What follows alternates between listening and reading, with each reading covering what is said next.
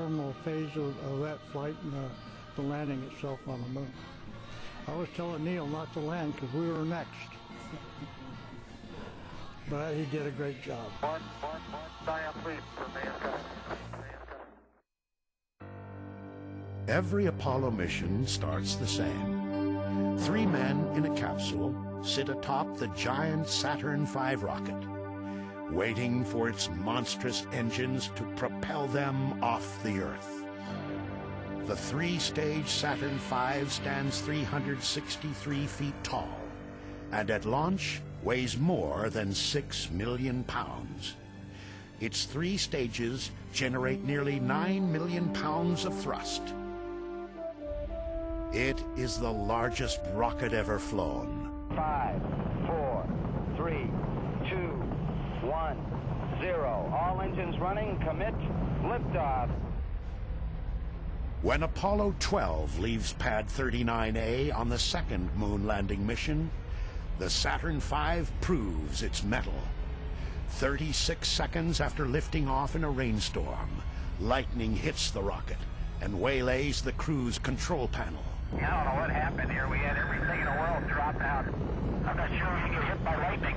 16 seconds later, as if to confirm Commander Pete Conrad's theory, a second lightning bolt strikes the rocket. Command Module pilot Dick Gordon watches his entire electrical system shut down.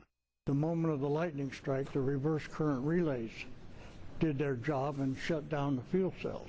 So we were not receiving any electrical power from the fuel cells, which was our main source of electrical energy. Fortunately, at that time, the batteries were on the line for the launch itself, so we had electrical power, and that really saved us from automatic abort.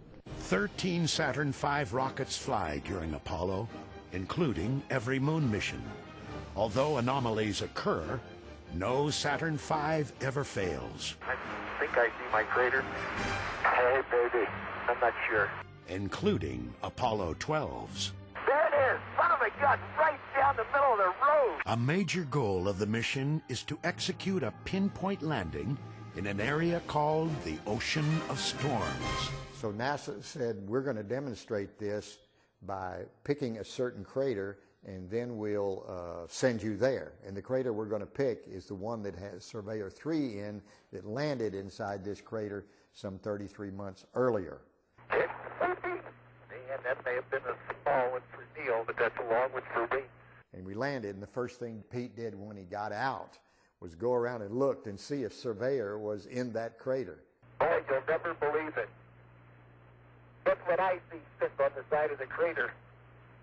The old Surveyor, huh? The old Surveyor, yes, sir. Does that look neat? It can't be any further than 600 feet from here. We have a good shot of you there, Pete. Live television from the moon is now in color. Okay, Houston, I'm going to move the TV camera now. But the achievement is short-lived when Alan Bean accidentally points the camera at the sun and burns out its video tube. Pete and I didn't know that, and so when it burns out, we're standing around not knowing why. Now, the people on the ground knew immediately why, but they never told us. They never said, you pointed it at the sun, it's ruined forever. Al, we have a pretty bright image on that TV. Could you either move it or stop it down? That's as far as it goes, Houston. How does that look to you? No, it still is the same, Al. Big disappointment to all of us and everyone on Earth. Someone told me one day, they said, there's one thing good about it that came out of it. We used to have discussions that maybe we shouldn't have a TV.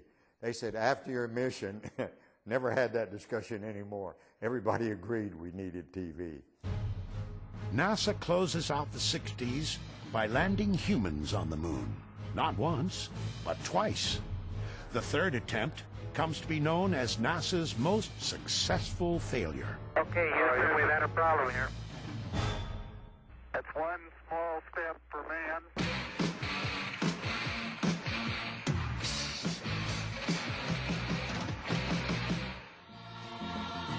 It's pretty indelible.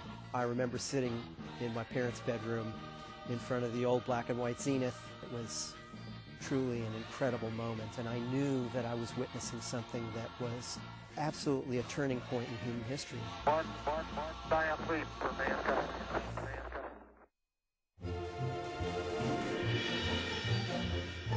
Apollo 13, the third planned moon landing.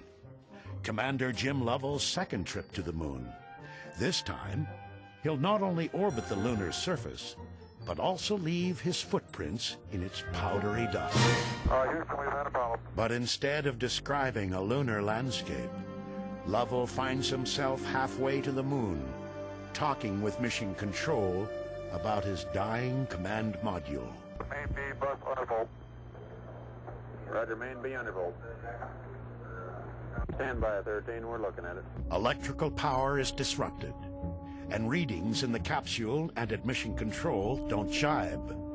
Then Lovell sees something out his window. It looks to me, looking out the hatch, that we are venting something.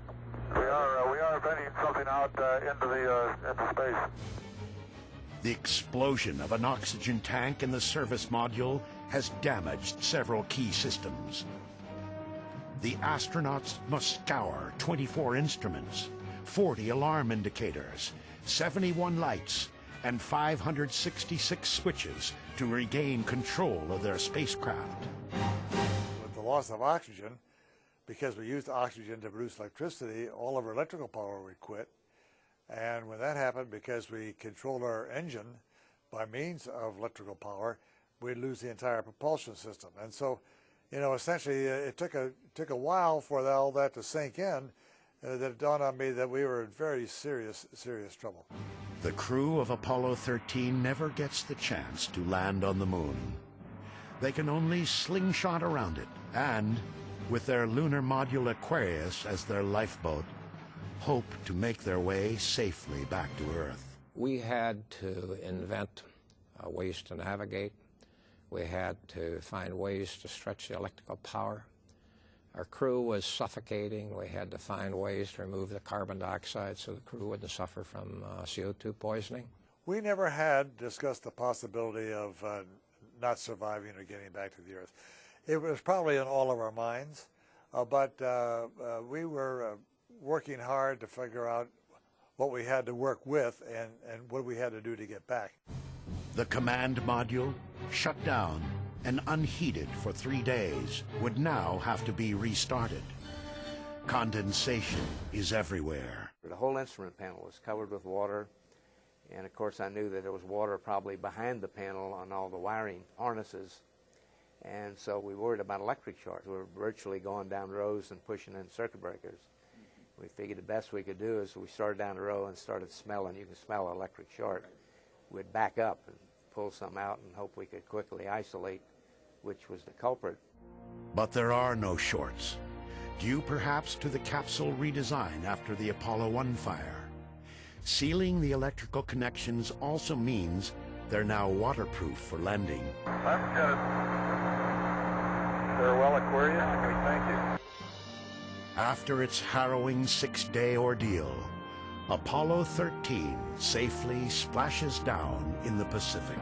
The moon landing mission may have failed, but Flight Director Gene Kranz remembers it as the space team's finest hour. NASA contractor, people out in subcontractors, and test facilities, and individuals. It was really amazing to be at the point of the spear and watch this team perform basically against all odds and to come up with solutions that we had never trained or thought about before. While just getting to the moon can prove difficult, landing on its dusty, boulder-strewn, cratered surface is even more problematic. A lunar lander must maneuver like a helicopter.